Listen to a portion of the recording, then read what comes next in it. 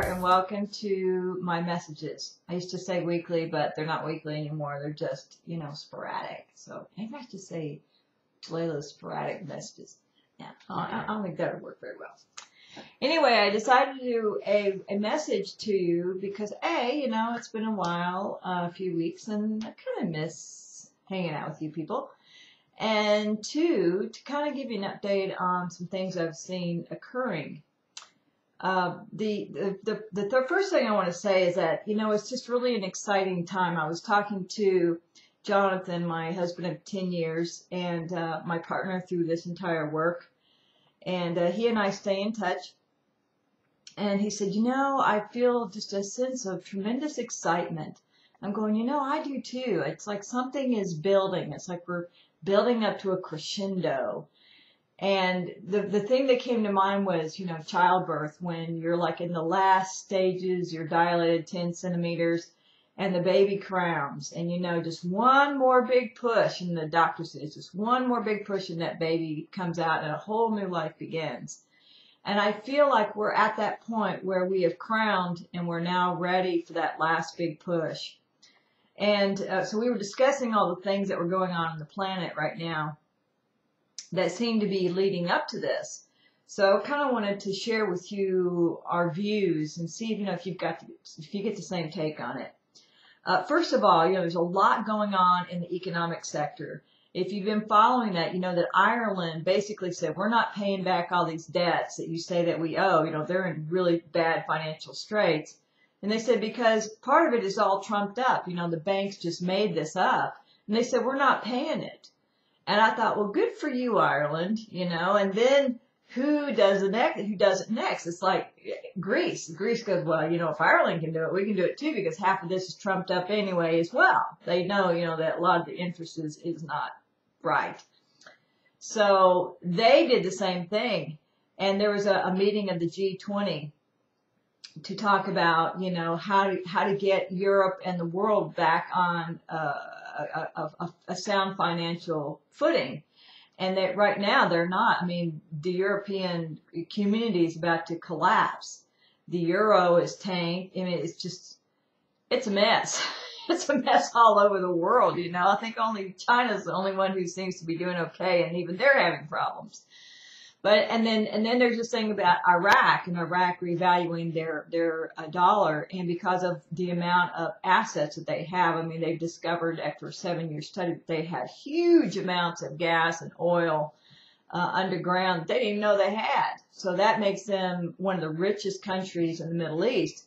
Well, when they revalue their currency, it is so many people have bought Iraqi dinar that it's going to kind of help shift everything to where it needs to be. And then, of course, you've got there's certain groups, certain factions that are working towards bringing down the global elite bloodlines that have basically held us financially hostage all these years. And here in the United States, it's the Bush-Rockefeller clan. And exposing how they confiscated millions and billions of dollars that were supposed to go to relief funds, and it never got to the people. Anyway, so you're going to see a lot of politicians and big names get exposed for corruption, and it's like it's all coming to a head. And then here in the United States, we have Occupy Wall Street, which is now just growing because people are starting to occupy their city, the area around their city halls all over the country. They're doing it right here in Kansas City. It's like people are now stepping up. But here's the cool thing, is that there are troops that have come back from, I don't know if it's Iraq or whatever, but they're going up to Washington or to Wall Street, and they are protecting the protesters from police brutality. So it's like the citizens of America are finally stepping up and saying, you know what, we're not taking this any longer. But they're not doing it with violence, which is the key. We knew that there'd be a shift when humanity began to step up, but step up in an empowered way without fighting and being violent, because then they're just adding fuel to the fire. They go, you know what? Thank you, but no thank you. We're done with this. And we're seeing that happen. And then I thought this was cool. Bank of America, God, that bank, it's amazing. They started charging a $5 fee to use your ATM card. People were outraged, and they became so outraged, and they went in there and they just closed their accounts. They made such a big deal out of this that B of A retracted that. And what's funny is all the other banks going, oh, we're not going to do it either. We're not going to do it either. So the people are like starting to get a taste of what it's like when you stand up together and you move towards a common goal without being violent. It's just amazing. So we're seeing major changes on the financial front. We're seeing major changes on the political front. You know, what we're working towards is a total reset of the global economies. I mean, that is going to be amazing. And Iraq is going to play a very significant role in that, by the way. Then we see these astronomical events going on. And what I mean is, you know, in space. And they've now been talking about this YU55. This is an asteroid that NASA started tracking in 2005. And, of course, now they're putting out reports that it's not going to hit the Earth. But when you go and you do your research, you find out that this comet is coming within the orbit of the moon, between the moon and the Earth. But about that same time, we're going to be moving in. We could very well, not 100% sure, but, you know, very high likelihood that we could be passing through the tail of Elenin as it completes its transit. And if that happens, it could push this asteroid right towards Earth. And if that happens, it appears that it would hit in Alaska. Now, this asteroid is pretty large. It's 1,300, what do they say, 1,300 feet wide. That's a pretty big asteroid. And they say if it hit, it could do some major damage. Well, what's interesting is that the government is saying that it's not going to hit, but yet, if you go and look, FEMA has ordered 140 million meals a day. They've ordered 5 million coffins. They've ordered 140 million coffin liners and, 14 million body bags. I think that's what it is.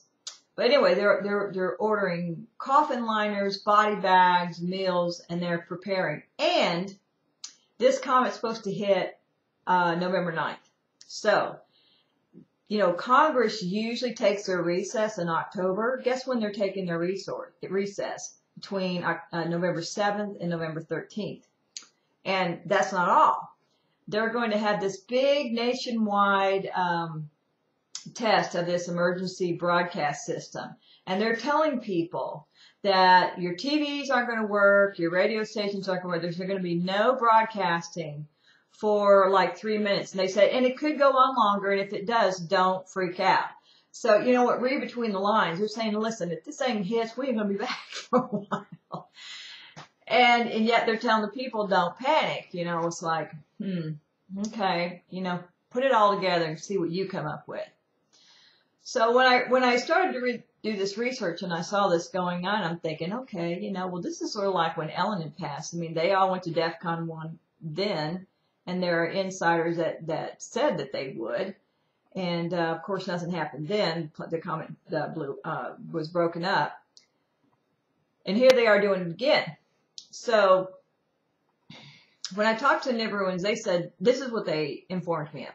They said that we would not have a direct hit from YU55. I mean, intact. They said it would probably break up and that we would be getting pieces, not all in the same location. They'd just kind of be scattered.